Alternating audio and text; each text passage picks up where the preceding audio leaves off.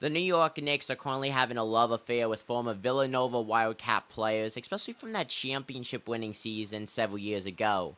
New York just went out to sign Dante DiVincenzo in free agency on a 4-year, $50 million contract, and I think that's one of the best signings that the Knicks have done in a while. And let me tell you why. The biggest factor to DiVincenzo's game, which I love, is that he is a true two-way time player in the NBA. Last season with the Golden State Warriors, 72 games. He started in 36 of them.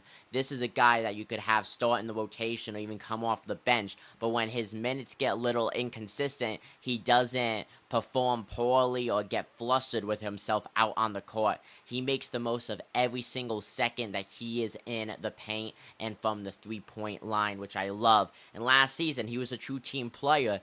3.5 assists, 4.5 total rebounds. That's huge. But the first domino that fell that led to where we are now was when New York went out in free agency last season and acquired Jalen Brunson on a 4-year, $104 million deal. I think he could have done slightly better when it comes to points per game, but nevertheless, career highs. In 68 games played, he averaged 24 points and racked up also a career high in assists at 6.2 per game.